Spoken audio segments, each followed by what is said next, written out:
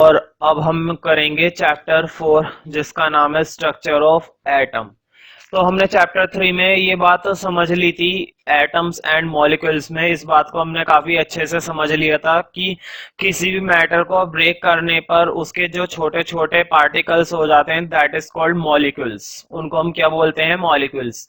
लेकिन अगर हम उन्हें फर्दर ब्रेक करें, मतलब हम उन्हें और तोड़ें, अंधाधुंध तोड़ते चले जाएं और इतना छोटा कर दें, उस पार्टिकल के पीस को, टुकड़े को इतना छोटा कर दें कि अब उसे हम और नहीं तोड़ें, अब नहीं तोड़ सकते, तो इतना छोटा पार्टिकल जिसे हम फर्दर ब्रेक नहीं कर सकते, वो छोटा पार्टिकल क्या कहलाता है, एटम। यानी कि दुनिया की किसी भी मैटर की सबसे छोटी चीज, सबसे स्मॉलेस्ट यूनिट क्या कहलाती है, एटम कहलाती है। तो मुझे बताओ, अगर ये सबसे छोटी है तो इसके अंदर तो कुछ नहीं होना चाहिए ना, क्योंकि ये सबसे छोटी है, इसके अंदर भी और क्या होगा, अगर होता तो हम तोड़कर वो भी देख लेते हैं ना, इसके अंदर कुछ नहीं होना चाहिए। तो यहाँ पर एक्सप्लेन किया जाएगा जो एटम होते हैं उस एटम के अंदर भी, उस एटम के अंदर भी मतलब एटम का स्ट्रक्चर, एटम का जब हम स्ट्रक्चर की बात करते हैं, अगर हम कह रहे हैं कि सबसे छोटी यूनिट एटम है तो डिपेंड करता है इस एटम का स्ट्रक्चर होगा कैसा। जब इतना छोटा ही है तो इस एटम को कैसे देखेंगे और उसका स्ट्रक्चर कैसा होना चाहिए, कैसा होता है, तो वो सारी बातें हम यहाँ पर पढ़ेंगे। और जब हम इसका स्ट्रक्चर पढ़ते हैं तो हमें पता चलता है कि इसके अंदर भी कुछ चीजें होती हैं। जब हम इसका स्ट्रक्चर पढ़ते हैं इस चैप्टर के अंदर तो हमें पता चलेगा कि इसके अंदर भी कुछ ना कुछ होता है। तो ध्यान रखना, जो एटम होते हैं उसके अंदर भी हमारे चार्ज पार्टिकल्स होते हैं। कौन से पार्टिकल्स होते हैं, चार्ज पार्टिकल्स। अभी मैं बताता हूँ चार्ज पार्टिकल्स क्या होते हैं। ध्यान रखना, तुमने दो तरह के आयंस पढ़े होंगे थर्ड चैप्टर के अंदर, दो तरह के आयंस मैंने बताए थे, पॉजिटिव आयन और नेगेटिव आयन। तो चार्ज पार्टिकल भी उसी तरह से होता है। ध्यान रखना, इसमें दो तरह का चार्ज पार्टिकल होता है, एक तो पॉजिटिव चार्ज पार्टिकल और एक नेगेटिव चार्ज पार्टिकल। बस फर्क इतना है, यहाँ पर एटम के अंदर जो पॉजिटिव चार्ज पार्टिकल होता है उसको बोला जाता है प्रोटॉन्स। क्या बोला जाता है, प्रोटॉन्स। और जो नेगेटिव चार्ज पार्टिकल होता है उसको बोला जाता है इलेक्ट्रॉन्स। मतलब अब नए नए नाम मिल गए, पहले नाम कुछ और थे अब कुछ नाम और हैं। तो देखो, नेगेटिव मतलब इसके अंदर इलेक्ट्रॉन्स होते हैं, पॉजिटिव मतलब इसके अंदर प्रोटॉन्स होते हैं। ध्यान रखना, ऐसे positive P for positive, P for proton, और नेगेटिव वाला तुम्हारा इलेक्ट्रॉन। ठीक है, अब मुझे बताओ, प्रोटॉन है पॉजिटिव 8, सपोज किसी एटम में प्रोटॉन कितने हैं, पॉजिटिव 8, और इलेक्ट्रॉन कितने हैं, नेगेटिव 8। तो मुझे बताओ, क्या उसके अंदर कोई चार्ज रहा, प्लस का 8 और माइनस का 8 आपस में कट जाएगा ना, जीरो चार्ज रह जाएगा। और जीरो चार्ज का मतलब होता है नो चार्ज। जीरो चार्ज का मतलब क्या होता है, नो चार्ज, मतलब उसके अंदर कोई चार्ज नहीं है। इसका मतलब ये हुआ कि जब प्रोटॉन और इलेक्ट्रॉन बराबर होते हैं, मतलब प्रोटॉन भी 8 थे और इलेक्ट्रॉन भी 8 थे, तो ये आपस में कट जाते हैं और एटम कैसा हो जाता है, नो चार्ज। एटम के अंदर कोई चार्ज नहीं होता। ध्यान रखना, जब एटम के अंदर कोई चार्ज नहीं होता तो उसको बोला जाता है न्यूट्रल। एटम को क्या बोला जाएगा, न्यूट्रल, जब उसके अंदर कोई सा भी चार्ज नहीं होगा। अब मुझे बताओ, क्या एटम न्यूट्रल है इस केस में, इस केस में न्यूट्रल नहीं है, क्योंकि देखो प्लस का 4 और माइनस का 3, प्लस का 4 बड़ा है ना, आंसर क्या आएगा, प्लस का आएगा 1। देखो 4 में से 3 गए तो प्लस का 1 आएगा, तो इलेक्ट्रिकली वो न्यूट्रल नहीं माना जाएगा। वो क्या माना जाएगा इलेक्ट्रिकली, इलेक्ट्रॉन। ठीक है, उसके अंदर सॉरी प्रोटॉन, उसके अंदर प्रोटॉन ज्यादा है। लेकिन अगर ऐसा हो जाए तो बताओ क्या माना जाएगा, न्यूट्रल, तब भी न्यूट्रल नहीं माना जाएगा, क्योंकि देखो माइनस का बड़ा है, प्लस का छोटा है, माइनस का 3 आया है। ठीक है, इलेक्ट्रिकली क्या माना जाएगा, वो नेगेटिव। ठीक है, और यहाँ पर इलेक्ट्रिकली क्या माना जाएगा, पॉजिटिव। पॉजिटिव मतलब प्रोटॉन और नेगेटिव मतलब न्यूट्रल, न्यूट्रल इलेक्ट्रॉन। तो तुम्हें ध्यान आ गया अब की जो एटम का स्ट्रक्चर हम पढ़ते हैं तो उसके अंदर भी कुछ ना कुछ चार्ज पार्टिकल्स होते हैं। अब देखना ये कि एटम का स्ट्रक्चर होगा कैसा। तो ध्यान रखना, यहाँ पर 3 साइंटिस्ट आएंगे, थॉमसन, ठीक है, रदरफोर्ड और बोर, तीनों ने अपने अपने एक्सपेरिमेंट के थ्रू स्ट्रक्चर बनाकर दिया है एटम का, जिसमें से अब तक जो बेस्ट माना जाता है वो बोर का माना जाता है। बोर का जो मॉडल है ना एटम का, वो अब तक का बेस्ट मॉडल बताया गया है। ठीक है, हालांकि जो रदरफोर्ड का है और जे थॉमसन का है वो भी काफी इंपॉर्टेंट है, कई बार आ चुका है पेपर में, लेकिन जो बेस्ट है वो बोर का है। वो नाम में छुपा हुआ है बोर, वैसे बोर वाला नहीं है। तो चैप्टर 4 डाल दो।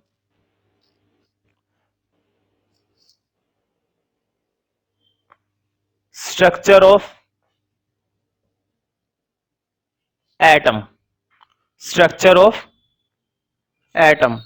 तो एटम का स्ट्रक्चर पढ़ने से पहले हम ये देख लेते हैं कि जो एटम के अंदर चार्ज पार्टिकल्स होते हैं वो कौन कौन से होते हैं। वैसे तो मैंने बता दिया था, दो तरह के होते हैं, पॉजिटिव मतलब प्रोटॉन और नेगेटिव मतलब इलेक्ट्रॉन। ठीक है, तो सबसे पहले यही हेडिंग डालना है चैप्टर का, charged particles in atom, charge particles in atom. तो फर्स्ट पॉइंट लिखो इसके लिए, लिखो atom contain charge particles, atom contain charged particles, it means atom contain charged particles, it means that atoms are divisible, it means that atoms are divisible, atoms are divisible, it means that atoms are divisible. तुम सोच रहे होंगे कि atom को भी divide किया जा सकता है, जबकि मैंने चैप्टर 3 में बताया था कि एटम सबसे छोटी यूनिट है कि इसको डिवाइड नहीं कर सकते, इसको फर्दर तोड़ नहीं सकते। लेकिन यहाँ पर अब हमें पढ़ने को मिल रहा है, जब हमने स्ट्रक्चर पढ़ा एटम का तो हमने देखा कि इसके अंदर चार्ज पार्टिकल होते हैं, इसका मतलब एटम को भी डिवाइड किया जा सकता है। डिविजल का मतलब है उसे फर्दर ब्रेक किया जा सकता है, उसके अंदर के प्रोटॉन और इलेक्ट्रॉन को अलग किया जा सकता है। ठीक है, तो सेकंड पॉइंट लिखना इसी हेडिंग के अंदर, सेकंड पॉइंट लिखो। हाँ, सेकंड पॉइंट में लिखो these charged particle, these charged particles named as, these charged particle named as, board पे लिखा है, named as electron, proton, these charged particle named as electron, proton, neutrons. Neutron की बात मैं बाद में करूंगा, अभी मैंने इलेक्ट्रॉन प्रोटॉन के बारे में बताया तुम्हें, इलेक्ट्रॉन प्रोटॉन एंड न्यूट्रॉन्स। ठीक है, तो वैसे तो हमें इन तीनों के बारे में ही पढ़ना है इस चैप्टर में, ये होते क्या है, लेकिन रफली एक डेफिनेशन लिख लो और उनका नाम लिख लो जिन्होंने इसे डिस्कवर करा था। ठीक है,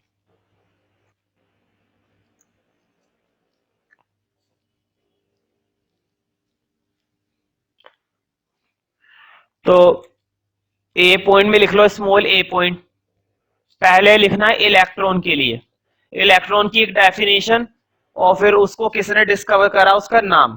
ठीक है, तो मुझे बताओ जो इलेक्ट्रॉन होते हैं वो नेगेटिव चार्ज वाले एलिमेंट पार्टिकल होते हैं या पॉजिटिव चार्ज वाले। अभी मैंने बताया था इलेक्ट्रॉन मतलब नेगेटिव चार्ज, तो इलेक्ट्रॉन के लिए लिखो the negatively charge particles, the negatively charge particles, the negatively, board पे लिखा हुआ है negatively, the negatively charged particles is called electron, is called electrons। The negatively charged particles is called electrons. हाँ, इसी में लिख लो इट इज प्रोपोज्ड बाय, मतलब इसको किसने डिस्कवर्ड करा था या किसने प्रस्तुत करा था। It is proposed by, propose की स्पेलिंग लिखी हुई है बोर्ड पे। It is proposed by J J Thomson. It is proposed by J J Thomson. Thomson ओ है ये। It is proposed by J J Thomson in 1897। In 1897 proposed by J.J. Thomson in 1897। किसने propose करा था? Thompson ने, ठीक है। और इलेक्ट्रॉन्स को, और कौन सा चार्ज होता है इसके अंदर? नेगेटिव चार्ज होता है, ठीक है। अब थोड़ी सी बात है प्रोटॉन की कर लेते हैं। स्मॉल बी में लिखो प्रोटॉन। तो प्रोटॉन के लिए लिखना, तो मुझे बताओ इसके अंदर पॉजिटिव या नेगेटिव? पॉजिटिव ना। P फॉर प्रोटॉन और P फॉर पॉजिटिव, तो उस तरह से याद रखना। लिखो it carries 1 unit, it carries 1 unit positive charge. It carries 1 unit positive charge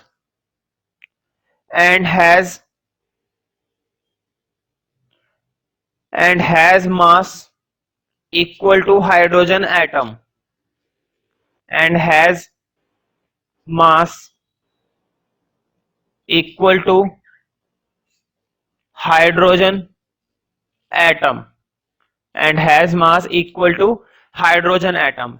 मतलब प्रोटॉन के अंदर उतना ही मास होता है जितना कि एक हाइड्रोजन के एटम में होता है। इस बात को समझ रहे हो ना? प्रोटॉन की जब हम मास की बात करते हैं, प्रोटॉन का जो मास है, ठीक है, प्रोटॉन का मास ठीक उतने मास के बराबर होता है जितना कि एक हाइड्रोजन एटम का मास होता है, ठीक है। तो कई बार अगर एक नंबर में पूछा जाए कि प्रोटॉन के अंदर कितना मास होता है, तो तुम्हें बता देना है जितना मास हाइड्रोजन के एटम में होता है उतना ही मास किसका होता है? प्रोटॉन का, ठीक है। मतलब हम ये तो नहीं कह सकते एग्जैक्टली इक्वल होता है, मतलब लगभग इसी के बराबर होता है, थोड़ा बहुत कम या ज्यादा हो सकता है, ठीक है। ये लिख लो किसने इसको एक्सप्रेस करा था, तो लिख लो it is proposed by Goldstein. It is proposed by Goldstein in 1886। in 1886 इसका मतलब ये हुआ कि प्रोटॉन पहले डिस्कवर किए गए थे, इलेक्ट्रॉन्स बाद में डिस्कवर किए गए थे, ठीक है। गोल्डस्टीन इन 1886।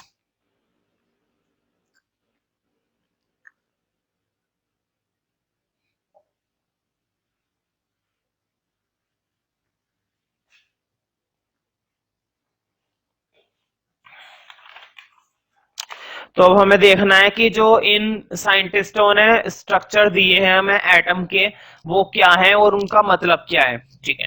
तो हेडिंग डाल दो इस चैप्टर का। नेक्स्ट हेडिंग ये है स्ट्रक्चर ऑफ एटम। तो ध्यान रखना एक एक करके पढ़ेंगे, थॉमसन का ज्यादा बड़ा नहीं है, रदरफोर्ड का थोड़ा सा है, और फिर आगे जितना भी चलेगा वो सारा बोर का मॉडल है। तो फर्स्ट हेडिंग डाल दो, पहला मॉडल थॉमसन का ही है, Thomson's model of N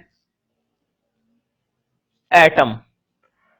Thompson ने जो मॉडल दिया था एटम के लिए, ठीक है, वो बना लो, बड़ा सिंपल सा है। पहले तुम्हें बनाना है मेरे साथ, तो पहले मुझे बनाने दो, फिर वीडियो पॉज करके बना लेना, बड़ा सिंपल स्ट्रक्चर है। ये जो मैं छोटे छोटे इसके अंदर सर्कल बना रहा हूं जरूरी नहीं है बिल्कुल इसी तरह से बनाओ, कहीं पे भी बना सकते हो, बस ज्यादा मत बना देना, थोड़े बहुत ही बनाने हैं।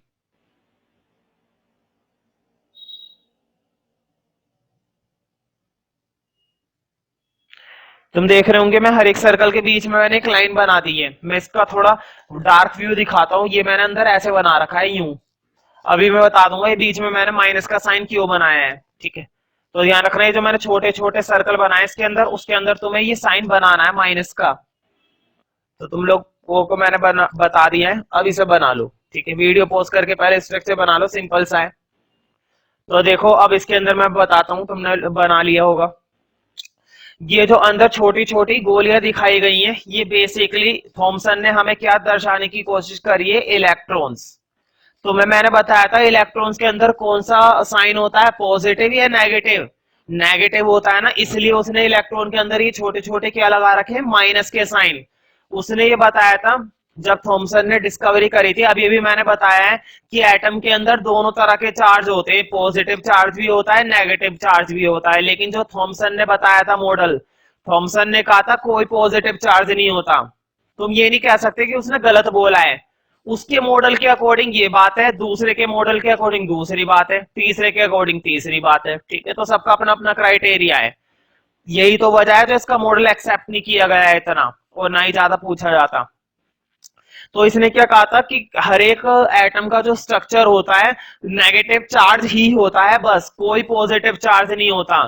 तो देख लो इसने अपने स्ट्रक्चर के अंदर भी कौन सा चार्ज दिखाने की कोशिश करी है, सिर्फ इलेक्ट्रॉन्स, और कोई पॉजिटिव चार्ज नहीं दिखाया। इसने कहा था कि सिर्फ नेगेटिव चार्ज होता है। हाँ, अगर पॉजिटिव कुछ होता है तो ये जिस स्फीयर, जो उसके चारों ओर लेयर होती है ना, ये जो चारों ओर सर्कल वाला पार्ट होता है, इसको उसने बोला था पॉजिटिव स्फीयर। अगर कुछ पॉजिटिव है तो वो ये स्फीयर है जिसके अंदर क्या रखे गए, इलेक्ट्रॉन्स। तो उसने बिल्कुल सिंपल सी बात करी है अपने मॉडल में कि जो स्ट्रक्चर होता है एटम का वो एक पॉजिटिव स्फीयर होता है, और उसके अंदर क्या रखे जाते हैं, सिर्फ इलेक्ट्रॉन्स रखे जाते हैं। एक भी प्रोटॉन नहीं होता, ना ही न्यूट्रॉन होता है, सिर्फ उसके अंदर क्या रखे जाते हैं, इलेक्ट्रॉन्स, ठीक है। तो इसको ड्रॉ कर लो। और कई बार क्वेश्चन पूछा गया है कि इसका स्ट्रक्चर किस किस से कंपेयर किया गया है, ठीक है। तुमने कभी वो तरबूज खाया है, तरबूज, तरबूज को जब आधा काट देते हैं बीच में से, ऐसा लंबा होता है गोल, उसको बीच में से काट दें और फिर ऐसे देखे सामने से, तो तुम देखोगे कि बिल्कुल लाल सुर्ख हुआ हुआ होता है और बीच बीच में काले काले बीज होते हैं। तो मुझे बताओ, जरा सोच कर देखो, इसका तरीका बिल्कुल वैसा नहीं लग रहा है कि बीच में से काट दिया गया है और ये काले काले बीज पड़े हुए हैं। तो कई बार क्वेश्चन पूछा जाता है कि जो थॉमसन का मॉडल है उसको किससे कंपेयर किया गया है। तो ध्यान रखना, एक नंबर में तुम्हें बताना है इसको कंपेयर किया गया है वाटरमेलन से।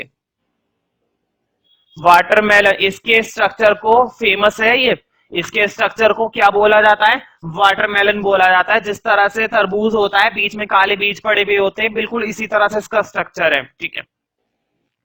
तुमने कई बार क्रिसमस की पुडिंग खाई है, क्रिसमस की पुडिंग नहीं खाई होगी। उसमें क्या होता है, केक टाइप होती है, गोल होती है और उसके बीच में कैंडी पड़ी हुई होती है।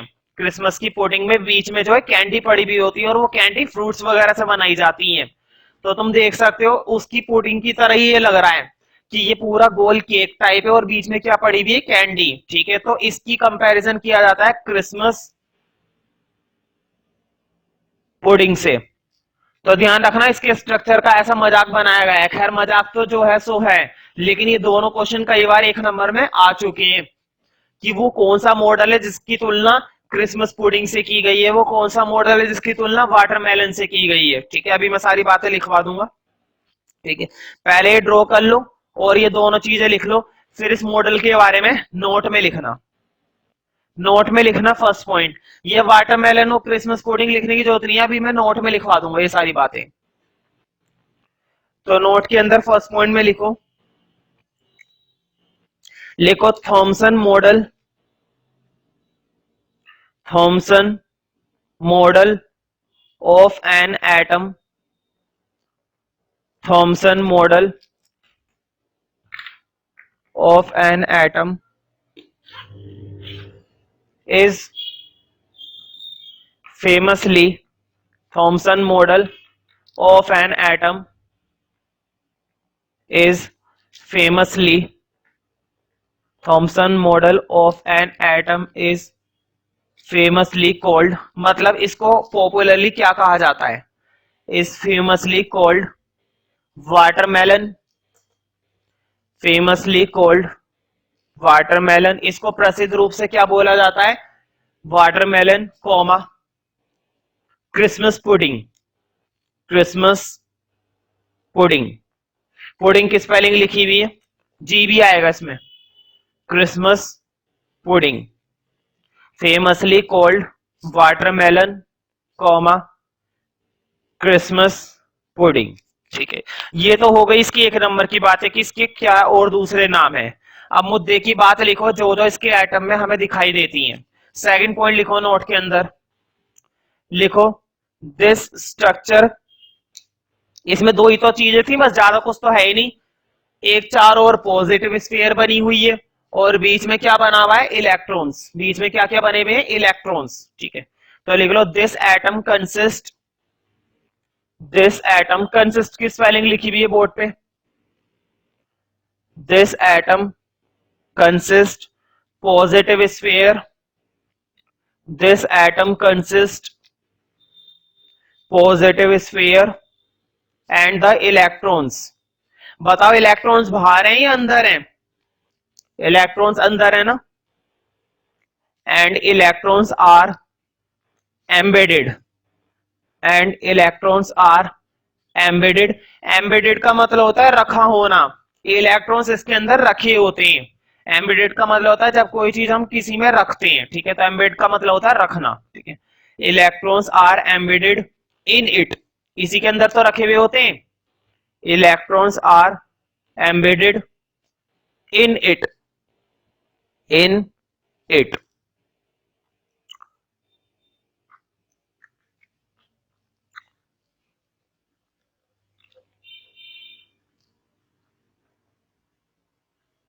बी पॉइंट में लिखो, तो मैंने बताया था ना अगर किसी के अंदर नेगेटिव चार्ज है और पॉजिटिव चार्ज है और वो दोनों बराबर है, नेगेटिव चार्ज और पॉजिटिव चार्ज बिल्कुल बराबर है, मतलब -8 और +8, तो वो इलेक्ट्रिकली नो चार्ज माना जाएगा ना, मतलब इलेक्ट्रिकली हम उसको क्या बोलते हैं, न्यूट्रल। न्यूट्रल मतलब नो चार्ज, ना तो माइनस ना प्लस, कट के क्या हो गया, जीरो, नो चार्ज। ठीक है, तो उस एटम को इलेक्ट्रिकली न्यूट्रल माना जाता है, ये बात भी थॉमसन ने बोली थी अपने एटम से। तो तीसरा पॉइंट लिख लो, लिख लो द नेगेटिव, मतलब अगर नेगेटिव और पॉजिटिव चार्ज बराबर हो, ये नहीं पता कितना है, बस हमें इतना पता है कि बराबर है, जैसे कि -5 +5, -3 +3, +5 -5, कुछ भी हो लेकिन क्या हो, इक्वल, प्रोटॉन और इलेक्ट्रॉन क्या हो, इक्वल, तो वो इलेक्ट्रिकली क्या माना जाता है, न्यूट्रल, मतलब उसके अंदर कोई चार्ज नहीं बचेगा, ना तो पॉजिटिव ना नेगेटिव, क्योंकि वो आपस में कट जाते हैं।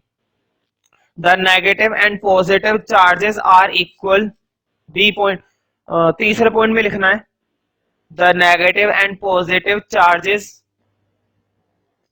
the negative and positive charges are equal, the negative and positive charges are equal in magnitude, are equal in magnitude, magnitude का मतलब होता है उनकी जो संख्या है वो बराबर है, 5 5 6 6 7 7 ऐसे, are equal in magnitude, magnitude की स्पेलिंग लिखी हुई है, are equal in magnitude, so atom is electrically, so atom is electrically, electrically board पे लिखा है, so atom is electrically neutral, atom is electrically neutral।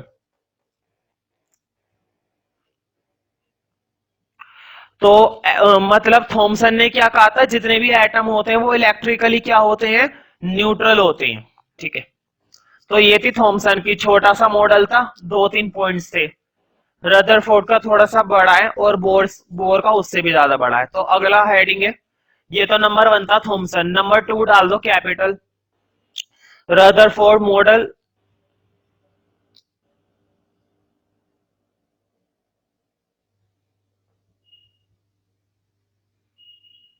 Of an atom,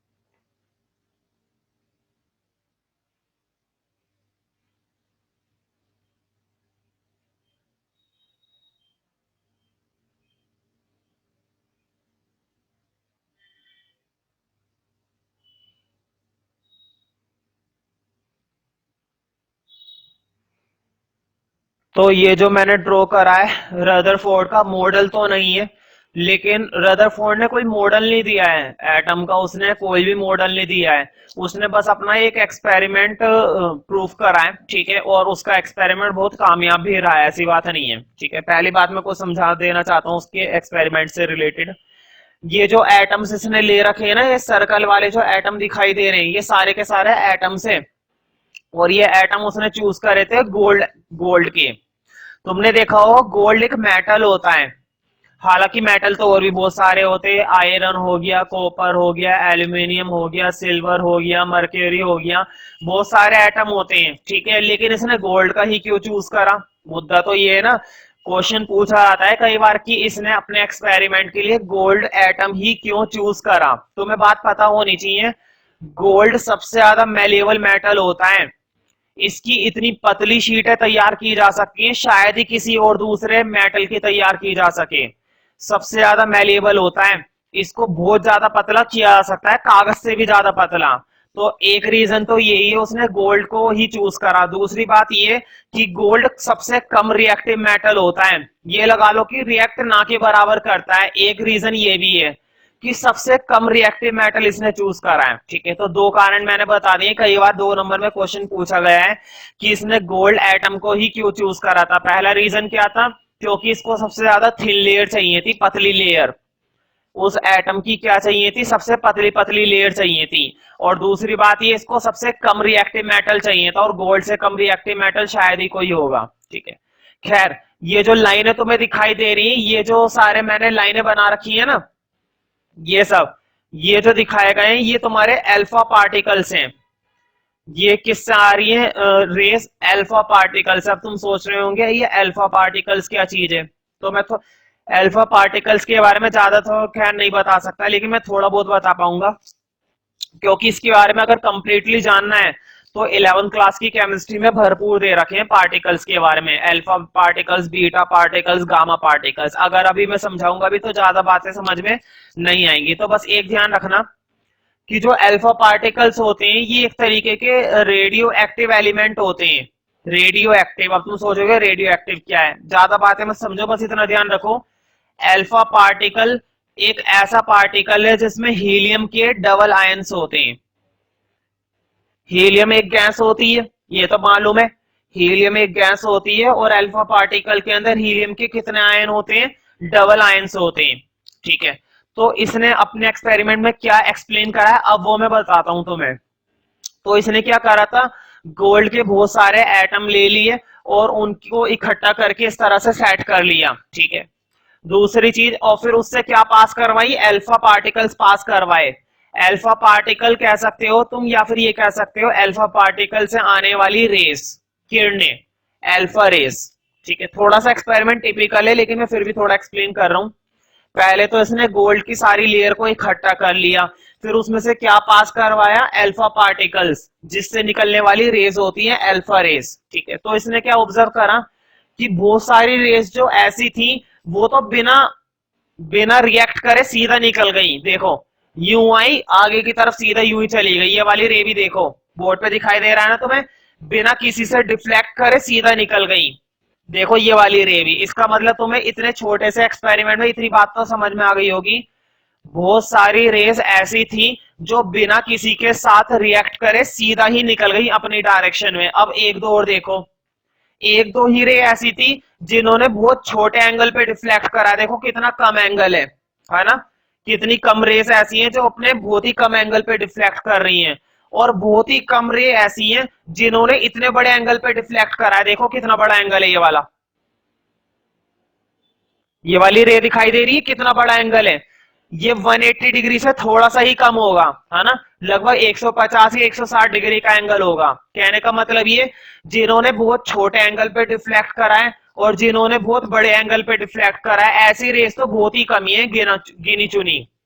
लेकिन जिन्होंने सीधा आई और सीधा चली गई, देखो यूं आई और यूं चली गई, ऐसी रेस तो बहुत सारी है। इतने से एक्सपेरिमेंट में कितनी सारी दिखाई दे गई, ठीक है। एक लास्ट बात और देखो, मुश्किल से ही एक आध रे ऐसी है, देखो जिस डायरेक्शन में आई उसी डायरेक्शन में वापस चली गई।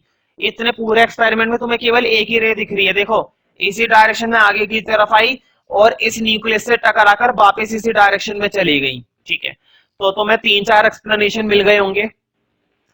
एक्सपेरिमेंट का ध्यान रखना, उसने रदरफोर्ड ने कोई मॉडल तो नहीं दिया था, लेकिन उसका ये एक्सपेरिमेंट 11th क्लास में भी पूछा जाता है, 9th क्लास में भी पूछा जाता है। बहुत अच्छा एक्सपेरिमेंट है ये। जो मैंने 3-4 एक्सप्लेनेशन दिए है ना, पहला एक्सप्लेनेशन ये था कि बहुत सारी रे सीधा निकल गई। दूसरा एक्सप्लेनेशन ये था गिनी चुनी रे थी जो बड़े एंगल पे डिफ्लेक्ट कर रही हैं। और एक लास्ट एक्सप्लेनेशन ये था कि एक आधी रे ऐसी थी जो वापस अपनी ही डायरेक्शन में चली गई, जिस डायरेक्शन में आई उसी डायरेक्शन में वापस चली गई। ठीक है, तो एक ही थी। तो ये 3 रिजल्ट उसके बहुत इंपॉर्टेंट है। क्वेश्चन आता है explain the result of Rutherford experiment.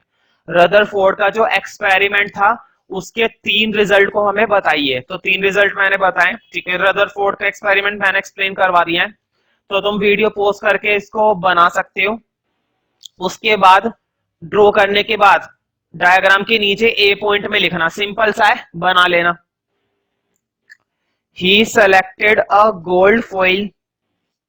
इसने गोल्ड फॉइल ही क्यों इस्तेमाल करा है, मैं उसका रीजन लिखवा रहा हूं। क्वेश्चन पूछा जाता है कि इसने गोल्ड का ही क्यों इस्तेमाल करा था, तो एक रीजन तो मैंने यही बता दिया था कि जो गोल्ड होता है वो सबसे ज्यादा पतली शीट तैयार की जा सकती है, कागज से भी ज्यादा पतली।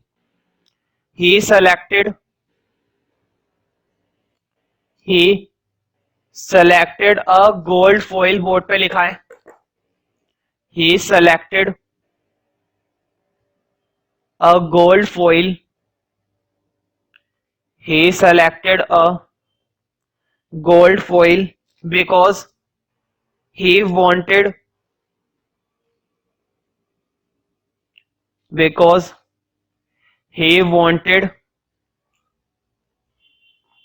because he wanted a thin layer.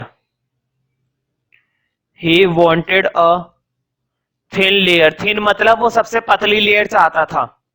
He wanted a thin layer. He wanted a thin layer, सबसे पतली लेयर उसकी रिक्वायरमेंट थी। और ये रिक्वायरमेंट उसकी किससे पूरी हो सकती थी, गोल्ड से, क्योंकि गोल्ड के अलावा सबसे पतली लेयर और किसी की हो ही नहीं सकती। ठीक है, दूसरा रीजन लिखो बी पॉइंट में, लिखो gold is least reactive metal. Gold is least reactive metal. Gold is least reactive metal. एक रीजन ये भी था, gold is least reactive metal. इसका एटम से कोई लेना देना नहीं था, उसने बस अपना एक्सपेरिमेंट एक्सप्लेन कर दिया। ठीक है, उसका एक्सपेरिमेंट कंसीडर किया जाता है, एटम के मॉडल में उसका एक्सपेरिमेंट कंसीडर किया जाता है। तुम सोच रहे होंगे इसका मॉडल क्या हुआ, तो ध्यान रखना कई बार मॉडल की फॉर्म में भी जब भी आता है ना, तो मॉडल में तुम्हें यही बना देना है। उसने मॉडल को एक्सप्लेन करने के लिए यही ड्रॉ करके दिखाया है, तो तुम्हें मॉडल में यही बनाना है। हाँ, तीसरा पॉइंट लिखो। तीसरे पॉइंट में मैं बता रहा हूं कि ये अल्फा पार्टिकल क्या होते हैं। हालांकि मैंने इनके बारे में ज्यादा कुछ नहीं बताया, तो एक लाइन लिख लो बस, लिखो अल्फा पार्टिकल्स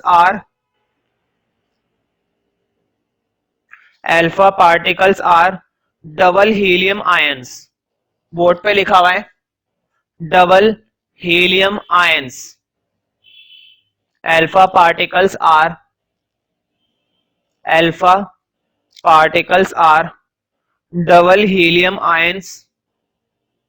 और इनका मास कितना होता है वो भी लिख लो, कई बार 1 नंबर में पूछा जाता है। Alpha particles are double helium ions. Alpha particles are double helium ions. They have a mass, double helium ions, they have a mass is 4u. They have a mass is 4u. इसका मास कितना होता है 4u. They have a mass is 4u. ठीक है, तो अब इसने जो एक्सपेरिमेंट करा था उसका क्या रिजल्ट हुआ, मतलब उसके एक्सपेरिमेंट के बेस पर हम क्या क्या कह सकते हैं। तो 3 पॉइंट मैंने बताए। बहुत सारी रेस तो ऐसी थी जो बिना डिफ्लेक्ट करे आगे निकल गई, मतलब बिना किसी से टकराए सीधे ही निकल गई। तुमने एक चीज गौर करी होगी, सिर्फ वही रे सीधा निकल रही है जो बीच की न्यूक्लियस से टकराई नहीं रही है। देखो ये रे भी न्यूक्लियस से नहीं टकराई, ये भी नहीं टकराई, ये भी नहीं टकराई, इसलिए सीधी निकली। लेकिन देखो ये टकराई तो इसका काम हो गया।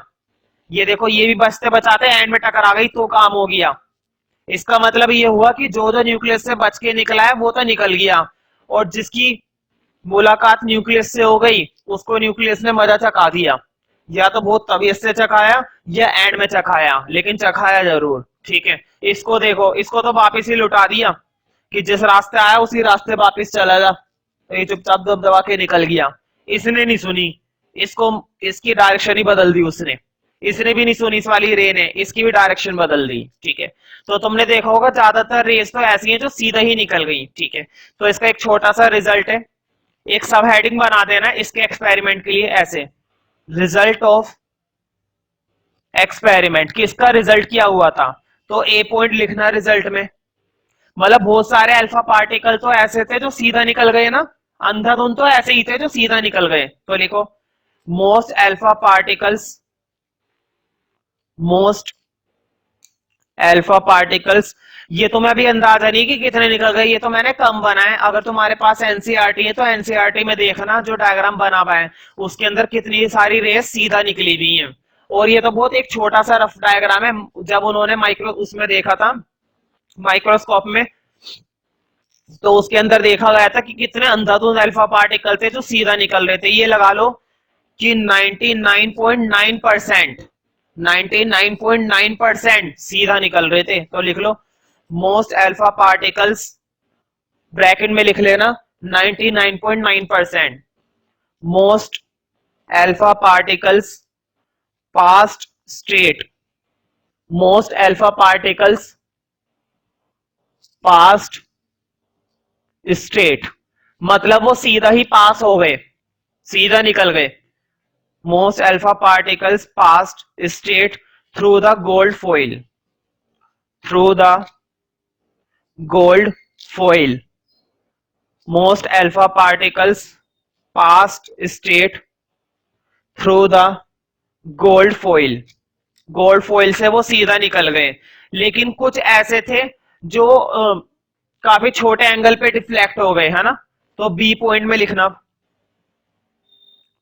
लिखो some alpha particles were deflected, some alpha particles were deflected by gold foil, some alpha particles were deflected by gold foil, some alpha particles were deflected by gold foil by small angles, by small angles, बहुत ही छोटे angle पर। इसमें कौन कौन से शामिल है देखो, ये वाला बोर्ड पे देखो, एक तो ये वाला एंगल और एक ये वाला एंगल, और भी एक दो थे, मैंने सारे नहीं बनाए। ठीक है, कुछ ही ऐसी रेस थी जो स्मॉल एंगल पे डिफ्लेक्ट करी है, और एक आध रे ऐसी थी जो लार्ज एंगल पे डिफ्लेक्ट करी है। ठीक है, by the gold foil by small angles and a few, board पे लिखा हुआ है a few, इसी में चल रहा है, इसी पॉइंट के अंदर, and a few were, and a few मतलब थोड़ी बहुत ऐसी थी जो लार्ज एंगल पे डिफ्लेक्ट करी है, and a few were deflected large angle, and a few were deflected large angle, large angle, and a few were deflected large angle,